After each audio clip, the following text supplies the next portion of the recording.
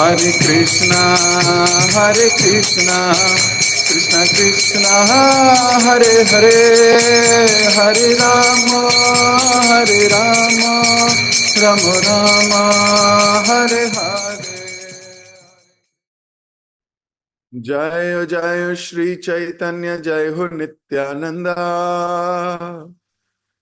जय अद्वैत चंद्र, जय गौर भक्त वृंदा। जय जय श्री चैतन्य, जय हो नित्यानंदा, जय अद्वैत चंद्र, जय गौर भक्त वृंदा। जय जय श्री चैतन्य, जय हो नित्यानंदा, जय अद्वैत चंद्र, जय गौर भक्त वृंदा। हरे कृष्ण। आप सभी भक्तों का बहुत बहुत हार्दिक स्वागत। हम लोग मध्यखंड चैतन्य भागवत पढ़ रहे हैं। कल हमने पढ़ा कि किस प्रकार महाप्रभु के भाव को ये सहपाठी समझ नहीं पाए, भाव को समझ नहीं पाए, इसलिए महाप्रभु को समझाने का प्रयास करने लगे। महाप्रभु को समझाने का प्रयास करने लगे। महाप्रभु ने डंडा लेकर इनके पीछे भागना शुरू कर दिया कि मुझे मत समझाओ,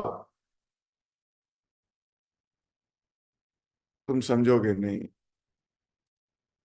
और ये सारे बच्चे सहपाठी सहन नहीं कर पाए महाप्रभु के व्यवहार और बोल रहे हैं अब हम और सहन नहीं करेंगे। ये सब एकजुट हो गए। तो वो सारे जिनका भाव है नहीं भक्ति में गहरा, सारे के सारे एकजुट हो गए और बोले अगली बार अगर इसने हम पे आक्रमण किया तो हम भी दिखा देंगे इसको। कल तक हमारे साथ एक कक्षा में पढ़ता था, आज बड़ा गुरु हो गया है, ऐसे कह के महाप्रभु की भर्त्सना करने लगे। यहां तक हमने कल पढ़ा था। हमने इसको बहुत डिटेल डिस्कशन किया कि कई बार हम भाव नहीं समझ पाते और अपने ज्ञान के अनुसार कुछ एक्टिविटी करने लगते हैं, समझने लगते हैं, वहां हम अपराध करते हैं। परमात्मा रूप में महाप्रभु इन अपराधियों एवं पाखंडियों के प्रत्येक विचार से अवगत थे। महाप्रभु को तो पता है कि इनका क्या लेवल है कि नहीं। एक दिन भक्तों के बीच बैठे महाप्रभु ने रहस्यमयी कुछ ऐसी बातें कही जिसको कोई नहीं समझ पाया। अब महाप्रभु कोड में बात कर रहे हैं, किसी को समझ नहीं आई। सुनो क्या कहा महाप्रभु ने। उन्होंने कहा शरीर में कम करने के लिए पिपली खंड औषधि दी जाती है, परंतु कम करने के स्थान पर यह कफ बढ़ा रही है। तो महाप्रभु ऐसे बात कर रहे हैं कि एक दवाई है पिपली खंड, जब इंसान के शरीर में कफ बढ़ जाता है वो ये खाता है, कफ ठीक हो जाता है। लेकिन ये दवाई खाने से कफ बढ़ रहा है। और महाप्रभु ये कह के चुप हो गए। अर्थ ये था महाप्रभु पतित जीवों का उद्धार करने के लिए अवतरित हुए हैं, परंतु महाप्रभु की निंदा करके लोग मुक्त होने के स्थान पर गहरे नरक की ओर जा रहे हैं।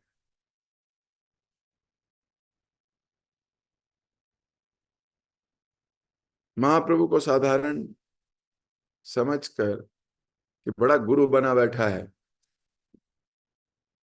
ऐसा भी बोल दिया, महाप्रभु के प्रति अपराध हुआ। और महाप्रभु इस बात से चिंतित हैं। इस बात से चिंतित नहीं है कि मुझे कह दिया, इस बात से चिंतित हैं कि ये तो और नरक की तरफ चले गए।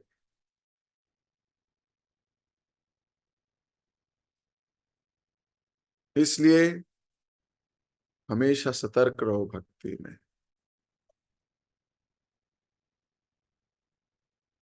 हमने तो ऐसे ही कह दिया था बड़ा गुरु बना बैठा है, ऐसा ही नहीं कहा, ये तो हो गया, अब हो गया अपराध। अब तो प्रायश्चित ही करना होगा। संसार में लोग प्रायश्चित नहीं करते, गलतियां करते हैं लेकिन प्रायश्चित नहीं करते, इसलिए यमराज जी को दंड देना पड़ता है। अगर यही प्रायश्चित कर ले तो यमराज जी दंड क्यों दें? Because there is no atonement, Yamraj ji has to do. Atonement नहीं है।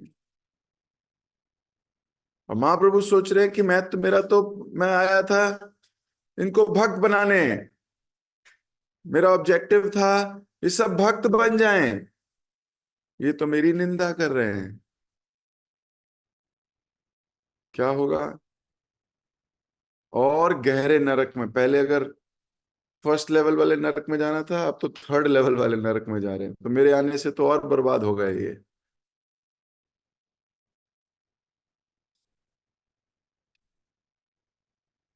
यह कहकर महाप्रभु जोर जोर से हंसने लगे, मानो किसी अदृश्य बात पर हंस रहे हो। महाप्रभु की लीला को कौन समझ सकता है?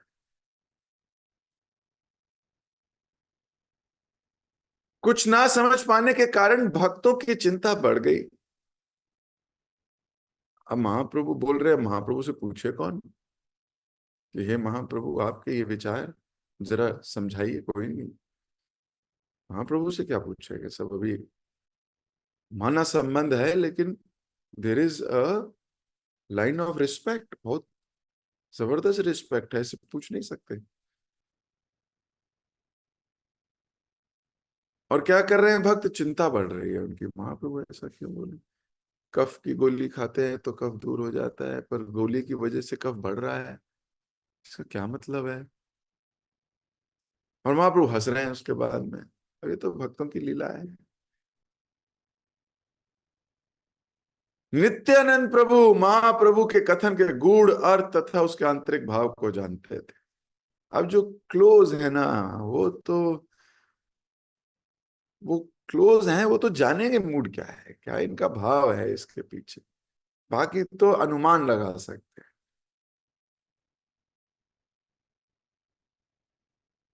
सो बाकी तो अनुमान लगा के चिंता कर रहे हैं, पता नहीं क्यों हो रहा है, पता नहीं खुसर खुसर हो रही होगी वहां बैठ के सब लोगों की आपस में। लेकिन नित्यानंद प्रभु तो भगवान के भाव को जानते हैं। ऐसे बहुत थोड़े से भक्त हैं जो बिल्कुल महाप्रभु के पूरे भाव को जानते हैं, वेरी लेस। और हमें कोशिश करनी चाहिए कि जाने, नहीं जा पा रहे तो जिन जो जानते हैं उनकी सेवा करनी चाहिए।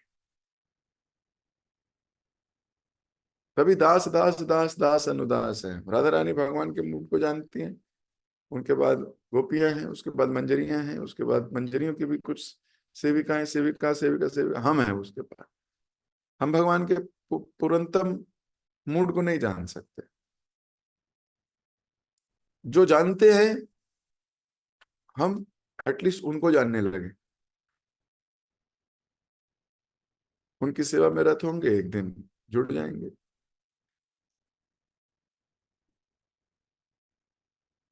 पर नित्यानंद प्रभु भाव को जानते हैं।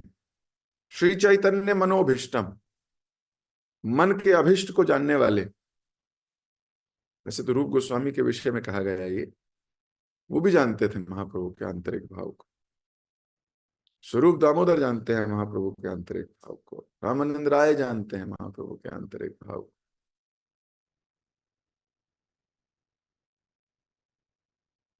कोर ग्रुप है ना, इसे बोलते हैं कोर ग्रुप है ये। Core group means core.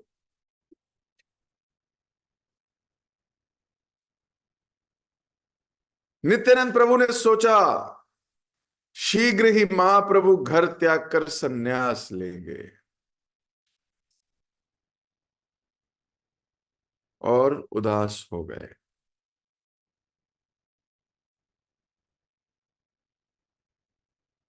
अब इन्हें समझ में आ गई कि महाप्रभु ऐसा क्यों कह रहे हैं। महाप्रभु इसलिए कह रहे हैं कि अब ये संन्यास लेंगे।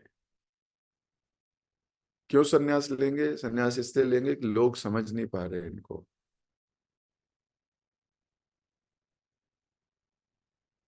इनकी गतिविधियों को चीपली ले रहे हैं। इतना चीपली ले रहे हैं, ये बाहरी प्रोसेस है। अंदरूनी तो कुछ और है संन्यास लेने का रीजन, लेकिन बाहरी रीजन ये है कि महाप्रभु सोच रहे हैं दे आर, ये लोग अपराध कर रहे हैं मेरे प्रति, और अपराध करेंगे तो नरक में जाएंगे, और मैं तो इनको नरकों से बचाने के लिए आया हूं। नित्यानंद प्रभु उदास हो गए अभी, वो जान गए ये संन्यास लेंगे अब। पर उदास होने की क्या बात है, कोई संन्यास ले तो बड़ी खुशी की बात होनी चाहिए। नहीं, हमारी परंपरा में जब कोई संन्यास लेता है तो कितनी सेलिब्रेशन होती है, इतना समूह इकट्ठा हो जाता है। और संन्यास लेना आसान तो है नहीं, इस्कॉन में तो बिल्कुल भी नहीं, मिलता ही नहीं। कोई आके बोले मुझे संन्यास दे दो, ऐसे थोड़ी मिल जाएगा संन्यास। 25 वर्ष तक लगभग उसको ब्रह्मचारी आश्रम में रहना पड़ता है।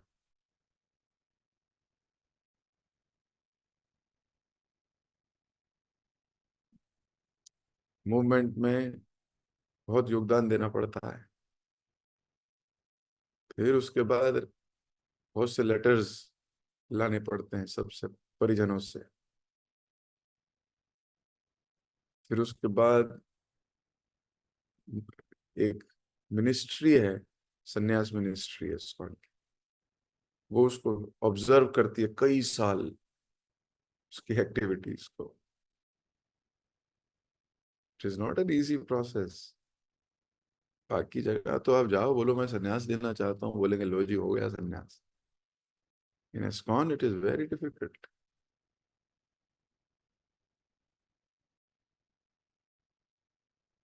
लेकिन यहाँ नित्यानंद प्रभु उदास हो रहे हैं, क्यों? अपने प्रिय गौरांग महाप्रभु को सुंदर मनोहर बालों के बिना देखने का विचार करके नित्यानंद प्रभु के प्राण उनकी देह से बाहर निकलने के लिए आतुर हो उठे। वो बोल रहे मैं महाप्रभु को ऐसे नहीं देख पाऊंगा। कैसे? बालों के बिना। महाप्रभु के बहुत सुंदर बालों का वर्णन पता नहीं कितने ग्रंथों में आता है। महाप्रभु के केश इतने सुंदर थे, उनके चेहरे पे इतने सुंदर लगते थे। वैसे तो हर व्यक्ति को अपने बाल बहुत अच्छे लगते हैं, 99% लोग शीशा बालों की वजह से देखते हैं, सच्ची बात है। वो बाल ही ठीक करते रहते हैं, तो ठीक लग रहा हूँ मैं, एकदम बढ़िया है। ये एक बाल ऐसे कैसे हो रहा है, उसी को ठीक करने में लगेंगे, पानी लगाएंगे, थूक लगाएंगे। ये बालों से बहुत प्यार है लोगों को, बहुत प्यार है। पर नित्यानंद प्रभु को महाप्रभु के बालों से प्यार है। लोगों को अपने बालों से प्यार होता है, दूसरों के बालों से ईर्ष्या।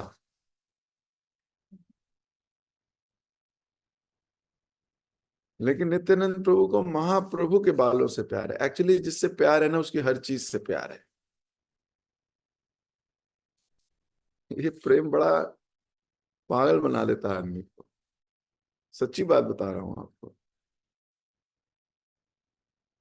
पर ये फीलिंग ऐसी है जिसे प्राप्त करने के लिए मनुष्य जन्म मिला है।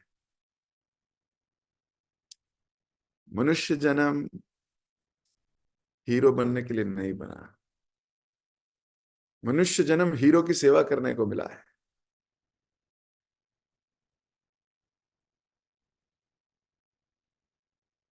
महाप्रभु से प्रेम है तो महाप्रभु से संबंध रखती हर वस्तु से प्रेम है।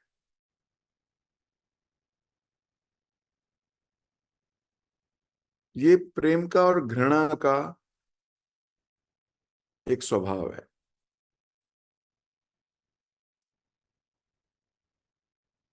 जब आप किसी से घृणा करोगे आपको उसकी हर चीज से घृणा होती है, उसकी गाड़ी से भी जो कि नॉन लिविंग है, उसकी मोटरसाइकिल से भी, उसके चश्मे से भी, उनके बच्चों से भी, उनके घर से भी, उनकी कॉलोनी से भी, हर चीज से। और आपको अगर प्रेम है तो आपको उनकी हर चीज से प्रेम है, हर एक चीज से प्रेम। ये प्रेम का स्वभाव है।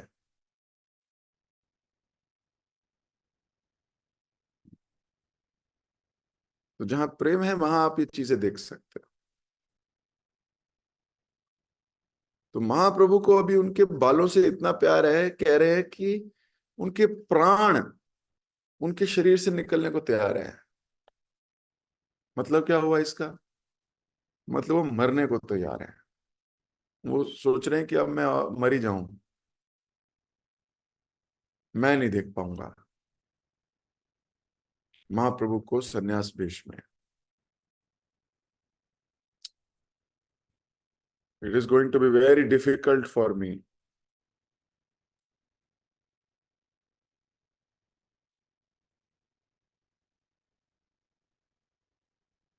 श्री चैतन्य महाप्रभु नित्यानंद प्रभु का हाथ पकड़कर एकांत स्थान पर ले गए। महाप्रभु को पता है, नित्यानंद प्रभु को समझ में आ गया है। अब हाथ पकड़कर ले गए अकेले में।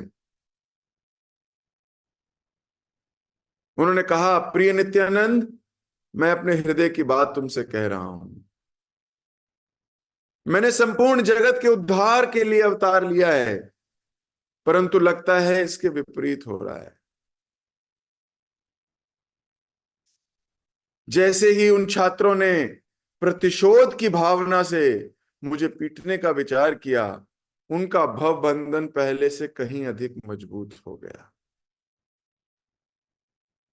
मतलब उन्होंने मेरे अगेंस्ट सोचा, अभी तो किया नहीं है। उन्होंने महाप्रभु के अगेंस्ट सोचा है। महाप्रभु बोल रहे वो और गए। मैंने निर्दोष लोगों के लिए के उद्धार के लिए अवतार लिया है, परंतु नरक का मार्ग दिखाकर मैं उन्हें विनाश की ओर ले जा रहा हूं। बोल रहे मेरी वजह से वो नरक जा रहे हैं।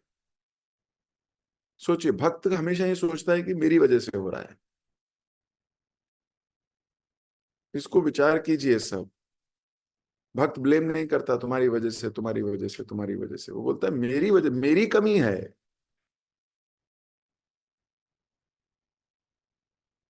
हमें ये सोचना चाहिए कि मेरी वजह से हो रहा है, दिस इज माई फॉल्ट।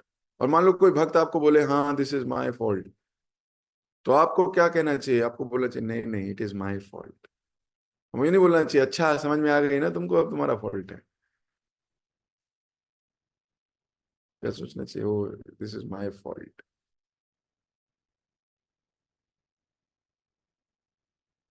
तो भक्त यही सोचता है मेरी वजह से। अब महाप्रभु सोच रहे हैं कि मेरी वजह से नरक जा रहे हैं, हालांकि महाप्रभु ने थोड़ी कुछ किया। वो तो उनकी दूषित बुद्धि है। वो महाप्रभु को ही समझाने का प्रयास कर रहे हो। और महाप्रभु कह रहे हैं कि मेरी वजह से ये लोग अपराध कर रहे हैं, तो मुझे क्या करना चाहिए? मुझे सन्यास ले लेना चाहिए। क्यों सन्यासी के प्रति ऐसे भाव नहीं आते? इसलिए मैंने सर मंडवाकर सन्यास लेने और द्वार द्वार भिक्षा मांगने का निश्चय किया है। वो जो मुझ पर हमला करना चाहते हैं, मैं उनके द्वार पर भिक्षा का पात्र लेकर जाऊंगा। तब वह द्वेषी लोग मेरे पैरों पर गिर पड़ेंगे। इस प्रकार मैं उनके उद्धार का कारण बनूंगा। क्यों? क्योंकि एटलीस्ट मेरे आगे झुक जाएंगे। वो झुकते ही उनका कल्याण हो जाएगा। प्रत्येक व्यक्ति सन्यासी का सम्मान करता है, कोई भी उसे हानि पहुंचाने का विचार नहीं करता। महाप्रभु की करुणा देखो आप। कितने करुणामय हैं, ये सोच रहे हैं कि लोग मेरे को चीपली ले रहे हैं। लोगों, ये नहीं कह रहे कि लोगों की प्रॉब्लम है, प्रॉब्लम तो लोगों में है। वो भक्ति में डीप नहीं है, समझ नहीं पा रहे हैं, सच्ची बात है। महाप्रभु को कह रहे हैं बताओ, और पर महाप्रभु कह रहे हैं इनसे तो अपराध हो रहा है, इसका मतलब मुझे कुछ करना होगा। फिर वो सोच रहे हैं ये तो नहीं सुधरेंगे, है कि नहीं, मैं ही सन्यास ले लेता हूं। जैसे ही मैं सन्यास लूंगा, इन लोगों के घर भिक्षा मांगने जाऊंगा, और जब मुझे सन्यासी के रूप में देखेंगे तो प्रणाम करेंगे। जैसे ही प्रणाम करेंगे अपराध मुक्त हो जाएंगे।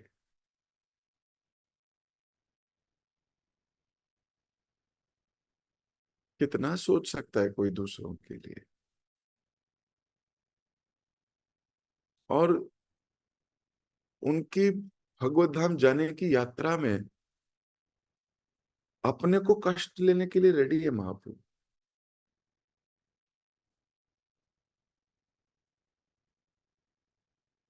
क्योंकि सन्यास कोई आसान कार्य नहीं है।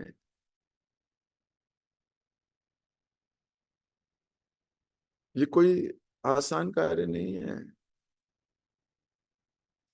ये बहुत बड़ी जिम्मेदारी है। इसलिए बहुत से भक्त हैं हमारे, जो जिनको ऊपर से कहा जा रहा है ले लो ले लो, वो ले नहीं रहे। वो बोल रहे मैं अभी योग्य नहीं हूं, मुझे नहीं, मैं नहीं ले सकता, बहुत बड़ी जिम्मेदारी है।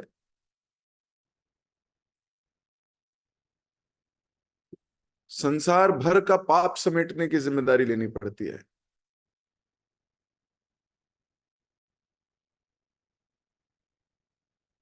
संसार भर के पाप लेने पड़ते हैं। और महाप्रभु अभी रेडी हो रहे हैं कि मुझे इन लोगों का उद्धार करना ही होगा, मैं आया ही इसलिए हूं। लेकिन मैं जिस कारण आया हूं, मैं अपना प्रयास कर रहा हूं, भगवान प्रयास कर रहे हैं, लोग नहीं कर रहे। उनकी कॉन्शियसनेस ज्यों की त्यों है। महाप्रभु बोल रहे हैं उनकी कॉन्शियस नहीं चेंज कर सकता, फ्री विल दी है भगवान ने सबको। कुछ लोग सोच रहे होंगे कि आप तो भगवान हो, उनका हृदय बदल दो। कितनी देर लगेगी भगवान को हृदय बदलने में? वो तो मेन सर्वर हैं, हम सब उनके अंश, छोटे छोटे कंप्यूटर। सर्वर में सॉफ्टवेयर डाउनलोड हुआ, सब जगह रिफ्लेक्ट होगा।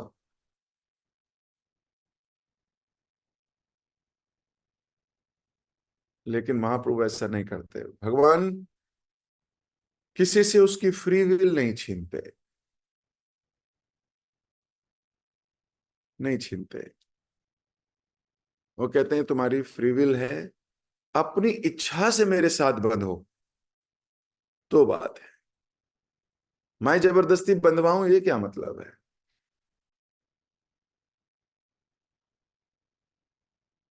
इसलिए जबरदस्ती की तो मूवमेंट ही नहीं है, सच्ची बात।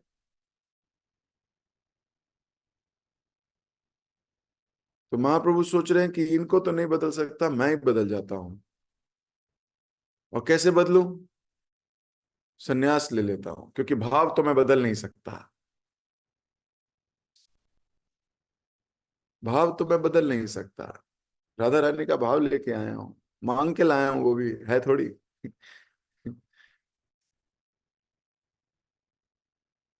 और मैं भक्त के भाव में कभी ऐसी एक्टिंग करूंगा, ऐसा कार्य करूंगा, ऐसी चीज करूंगा, लोगों को लगेगा कि पता नहीं क्या हो रहा है। और वो अपराध मानेंगे। अपराध मानेंगे तो नरक में जाएंगे। अब नित्यानंद महाशय कृपया मुझे अपनी अनुमति दो। सोचो, महाप्रभु नित्यानंद प्रभु से कह रहे हैं मैं आपकी आज्ञा अनुसार ही कार्य करूंगा। सोचो नित्यानंद प्रभु से कितना प्यार होगा है। कमाल रिलेशन है।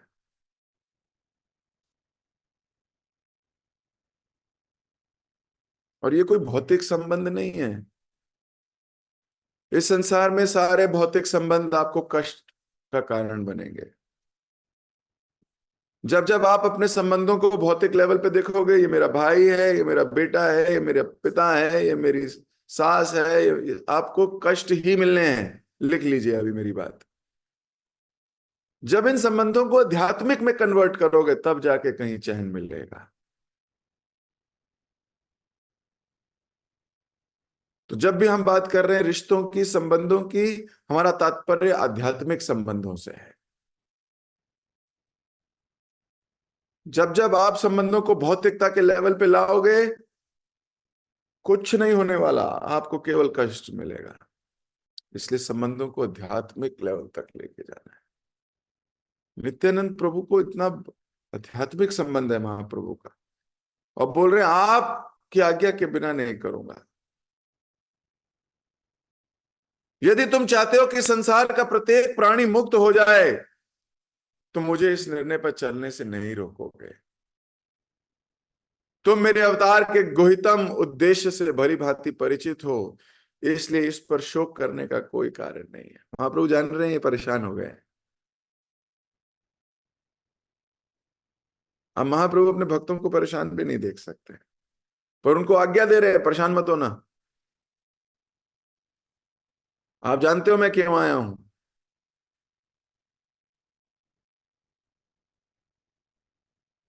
जब नित्यानंद प्रभु ने महाप्रभु के मुख से सुना कि वे अपने सुंदर केश कटवाकर संन्यास लेंगे, शोकवश उनका हृदय विदीर्ण हो गया।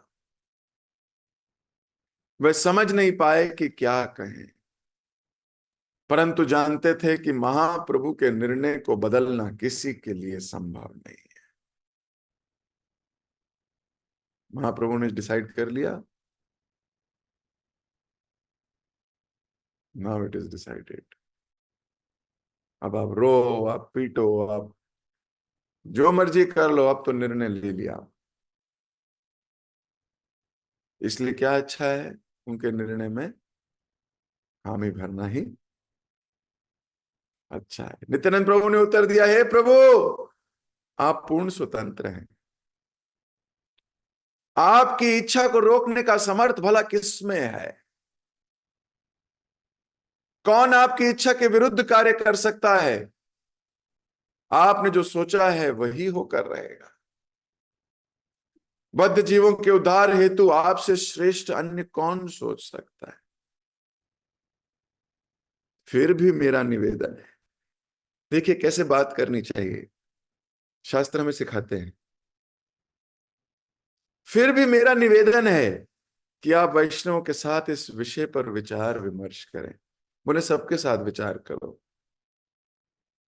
उनका मत जानकर जो आपको सर्वश्रेष्ठ लगे वही करो।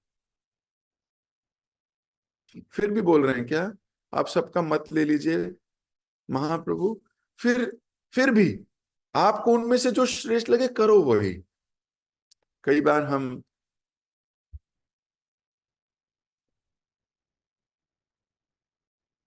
एडवाइस करते हैं या बताते हैं तो सोचते हैं, आइडिया देते हैं तो सोचते हैं हमारा आइडिया लगना चाहिए। जब भी हम वरिष्ठ भक्तों के साथ हों, अगर वो कहें आइडिया दो तो आइडिया दीजिए, लेकिन आइडिया से आसक्त मत होइए। आइडिया दिया, वो भले लागू हो या ना लागू। आसक्त का मतलब है कि अगर आपका आइडिया माना नहीं गया तो आप परेशान हो गए। ऐसे लोग मनोभीष्ट नहीं जान पाएंगे। हम आइडिया दें तो इस भाव से कि नहीं मानेंगे तो भी मैं वैसे का वैसा ही। कई बार ऐसा लोगों को बोलते सुना है, देखा मैंने कहा था ना ऐसा होगा।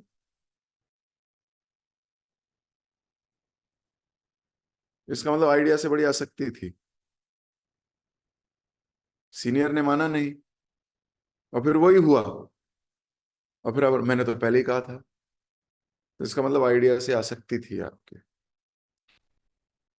अगर मान लो आपने आइडिया दिया और वही हो भी, उन्होंने नहीं माना, गड़बड़ हो गई, और आपके हृदय में अभी भी नहीं आ रहा कि मैंने तो पहले ही कहा था, इसका मतलब आपकी आइडिया में आसक्ति नहीं है।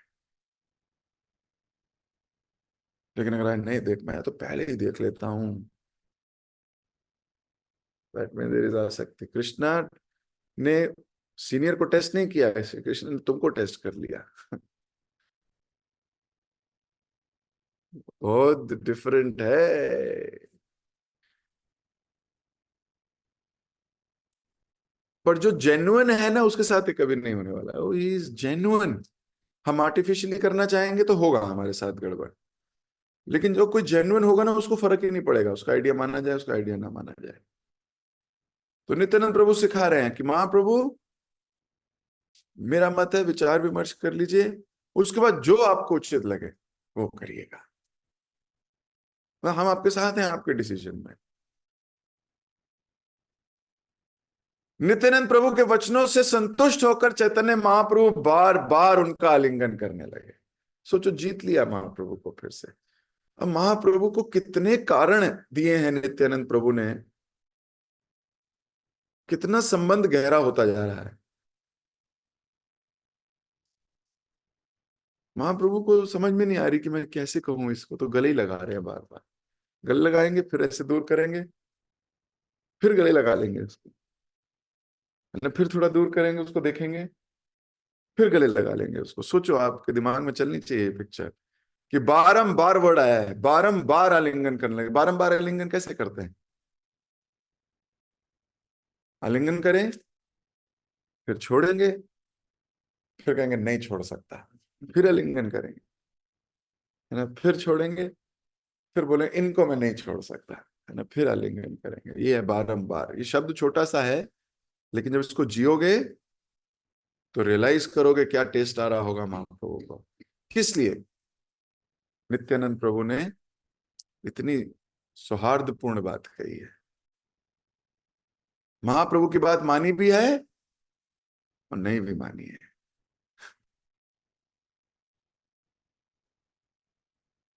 वैसे अवधूत हैं। अवधूत मतलब पागल ना, लोग जिसको पागल समझते हैं। अवधूत है, लेकिन बात देखिए कैसी कर रहे हैं। अवधूत नहीं है, बहुत हाई लेवल। अवधूत वर्ड तो बहुत हाई लेवल दीवानगी के लिए लगता है। कृष्ण से जितना प्रेम हो गया है उनको। लेकिन एटिकेट्स, प्रॉपर एटिकेट्स। वैष्णव का गहना क्या है? वैष्णव की एटिकेट्स। वैष्णव का गहना कुछ और थोड़ी है। वैष्णव का गहना उसके एटिकेट्स हैं, उसका व्यवहार है। कोई वैष्णव कैसे सुंदर होता है? वो अपने खूब बालों से थोड़ी खूबसूरत होता है। वो अपने आंखों के रंग से थोड़ी खूबसूरत होता है। वो अपने स्किन कलर से थोड़ी खूबसूरत होता है। वो अपने कपड़ों से थोड़ी खूबसूरत होता है। वो अपनी स्किल से थोड़ी खूबसूरत होता है। वो अपने व्यवहार से खूबसूरत होता है। वैष्णव एटिकेट से वैष्णव अट्रैक्ट होते हैं। नित्यानंद प्रभु ने अट्रैक्ट किया महाप्रभु को किससे? एटिकेट्स।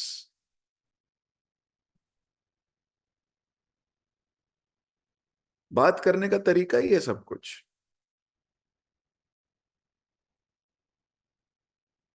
आपके व्यवहार में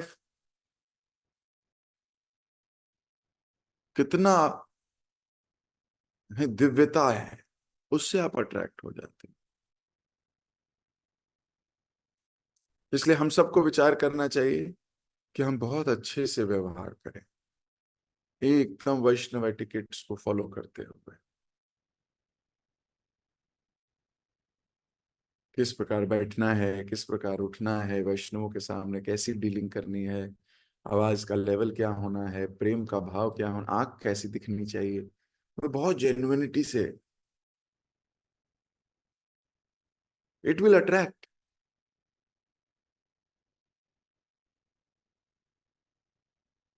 तो अभी नित्यानंद प्रभु की बात सुन के महाप्रभु इस गदगद, बारंबार गले लगा रहे हैं। तो कितना दिल में क्या ही रहा होगा। ऐसे गला लगाया आपने कभी किसी को? गले लगाया है, गले लगा के बस हो गया। लेकिन गले लगा के फिर हटा के नहीं, मैं नहीं दूर जा सकता, फिर गले लगाना, ऐसे लगाया है क्या कभी किसी भक्त को? कैसे हृदय जीत लिया नित्यानंद प्रभु ने महाप्रभु का। उस दिन हमारी सक्सेस है जब हमारे सीनियर हमें इस प्रकार से, है ना, सोचने लगे हमारे बारे में। आप समझना, उस दिन जीवन का सक्सेस हो गया। We are successful. तो मैं अपनी वाणी को दे रहा हूं विराम। समय हो गया। जगत गुरु शिल प्रभुपाद के जय। श्री चैतन्य भागवत की जय। किसी भक्त का कोई प्रश्न, कोई टीका या कोई टिप्पणी?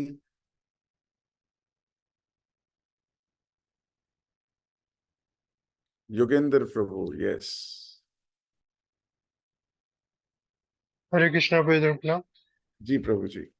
Thank you so much Prabhu ji for the amazing lecture. फिर जैसे अभी आप जो महाप्रभु जी नित्यानंद प्रभु को एक्सप्लेन कर रहे थे अपना रीजन, तो मतलब मैं उस एक्सप्लेनेशन में मतलब थोड़ा सा ये मेरा दिमाग उस तरफ चला गया कि कहीं ना कहीं शायद जैसे उन जो छात्र थे महाप्रभु के साथ जो पढ़े थे, जैसे उनका माइंडसेट था, तो लेकिन जब महाप्रभु ने ये बोला कि जब वो मेरे सामने झुकेंगे तो शायद मतलब उनके सारे जो है वो उनका उद्धार हो जाएगा। तो मैं अपने आप को देख रहा था तो कि मतलब झुकते तो हैं, हम भी झुकते हैं, लेकिन शायद उस तरह से नहीं झुकते जैसे हमारे आचार्य हमसे एक्सपेक्ट करते हैं या जैसे हम महाप्रभु हमसे चाहते हैं।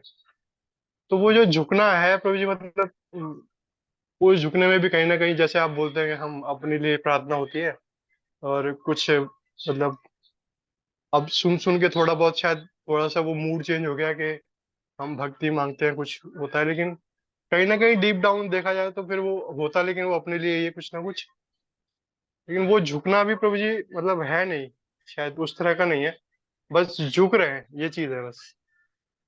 ओके। छठा स्कंद श्रीमद् भागवतम, जहां पर यमराज जी यमदूतों को हरिनाम की महिमा समझाते हैं। तो यमराज जी वहां दो श्लोक बोलते हैं, बड़े सुंदर श्लोक हैं। वो है स्टैंडर्ड ऑपरेटिंग प्रोसीजर, एसओपी हैं वो यमपुरी के। और यमराज जी बोलते हैं यमदूतों को, ये श्लोकों को सुनो नहीं, लिखो और नोटिस बोर्ड पे लगाओ।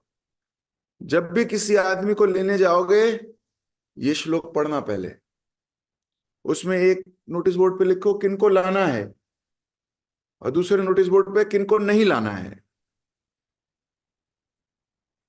अब जहां लिखा है जिनको नहीं लाना है, उसमें एक लाइन है कि जिसने एक बार भी भगवान को प्रणाम किया हो।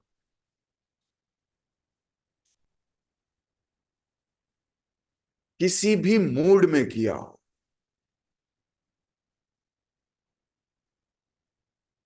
सोचो आप, किसी ने एक बार दंडवत प्रणाम करा हो भगवान को, यमराज जी बोल रहे उसको नहीं लाना कभी। और ये भी लिख रहे हैं कि किसी भी मूड में। ऐसा नहीं कह रहे कि उसका मूड सही होगा, प्रणाम करते वक्त उसी को लेके आना ना। तो भगवान तो महाप्रभु भगवान ही हैं। तो जब ये बालक एक बार भी प्रणाम करेंगे कृष्ण को, भले किसी भी मूड में करें, अभी अब नरक नहीं जाएंगे। महाप्रभु इज वेरी क्लियर कि ये लोग अभी मेरी निंदा कर रहे हैं, निंदा कर रहे हैं, नरक जाएंगे, फिनिश। अब इनका नरक ना जाने का कैसे कार्य करूं? अगर ये एक बार मुझे प्रणाम कर दे तो ये नरक नहीं जाएंगे। तो प्रणाम कैसे करेंगे? मैं सन्यासी का भेष धारण कर लूं, मैं सन्यासी ले लूंगा, फिर तो प्रणाम करना ही पड़ेगा।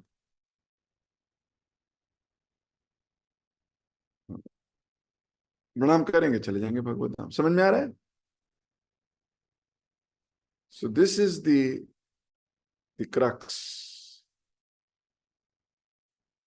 हरे कृष्णा। तो महाप्रभु बहुत दयालु हैं। इसलिए वो किसी प्रकार से उन्हें झुकाने का प्रयास कर रहे हैं कि किसी प्रकार वो झुक जाए, किसी प्रकार झुक जाए। जो झुकेगा नहीं, अकड़ा रहेगा, वो मुर्दा है। जो झुक रहा है वो जिंदा है, अभी उसमें जान बाकी है, इसलिए झुक रहा है, इसलिए झुकना चाहिए। अकड़े रहोगे तो मुर्दा हो, भक्ति में मर गए हो। तो महाप्रभु सोच रहे हैं मरे हुए लोग हैं, इनको झुकाना कैसे है, सन्यास ले लो। क्योंकि सन्यासी को सम्मान देते हैं लोग, नॉर्मल आदमी को कहाँ सम्मान देते हैं बताओ मेरे को। बोलते हैं ये तो मेरे जैसा ही है, ये तो ऐसा ही है, ये तो गृहस्थ हैं, ये तो ऐसे हैं, ये तो ऐसे हैं। तो क्या हुआ, ऐसा सोचने पर भी अपराध लग रहे हैं। अब अपराध का ढेर बढ़ता जा रहा है तो नरक की तरफ जाए जा रहे हैं। हरे कृष्ण। कोमल माता जी, आई होप योगेंद्र प्रभु आपके प्रश्न का उत्तर मिला हो। आप हरे कृष्ण प्रभु जी, दंडवत प्रणाम। धन्यवाद, प्रणाम माता जी।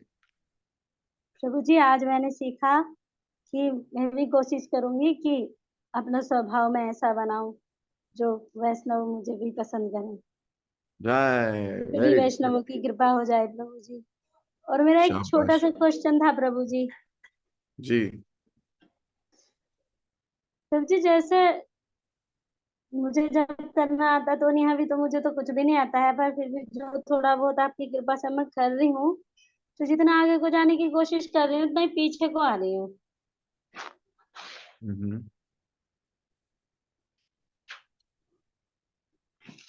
उतना ही मुझे ऐसा लगता है कि अड़चने अड़चनों का पहाड़ उल्टा और टूटा जा रहा है मेरे ऊपर, घटने की बजाय वो बढ़ता जा रहा है। ऐसा प्रभु जी, बस बताइए ये क्यों हो रहा है।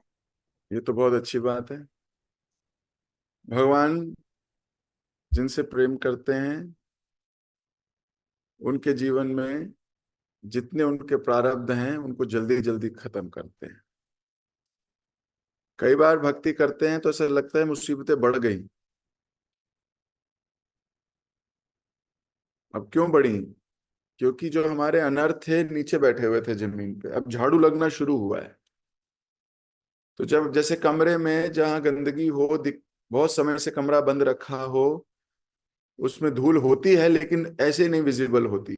हवा साफ होती है, जमीन पे पड़ी होती है बस। और जब झाड़ू लेके साफ करते हो तो वही धूल हवा में भी उड़ने लगती है। तो आसपास लगता है तो मैं झाड़ू लगा रही हूं और गंदा दिख रहा है। जितना झाड़ू लगा रही हूँ उतनी गंदगी दिख रही है, जितनी झाड़ू लगा रही हूँ उतनी गंदगी दिख रही है। लेकिन झाड़ू लगाना बंद नहीं करना है। वो झाड़ू लगाते रहे, लगाते रहे, लगाते रहे, तो एक दिन कमरे की गंदगी साफ हो जाएगी और कमरा सुंदर। तो आपने झाड़ू लगाना शुरू किया है माता जी, तो आपको लगेगा बहुत अनर्थ हो गए हैं, बहुत प्रॉब्लम्स आने लगी हैं, ये कोई चिंता नहीं करो। पहले भी थी, पहले दिख नहीं रही थी, अब दिखाई देने लगी हैं। तो अब दिखने लगी हैं तो देख के झाड़ू मत छोड़ो, और तेज से झाड़ू लगाओ। धीरे धीरे धीरे धीरे धीरे ये साफ हो जाएगा। विश्वास रखो, करते रहो, करते रहो, करते रहो। हरे कृष्ण। जगत गुरु शिल प्रभुपाद की जय। हरे कृष्ण प्रभु जी, धन्यवाद, प्रणाम। Thank you so much Prabhu जी, बहुत ही सुंदर क्लास के लिए।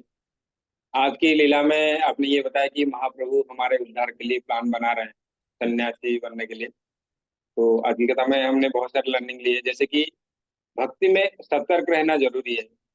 इसमें आपने ये बताया कि संसारी लोग पाप तो करते हैं पर प्रायश्चित नहीं करते हैं। जैसे महाप्रभु की जो सहपाठी और उनकी जो छात्र थे, तो महाप्रभु की निंदा कर रहे थे और अपनी पाप को बढ़ा रहे थे और नर्क की तरफ बढ़ रहे थे।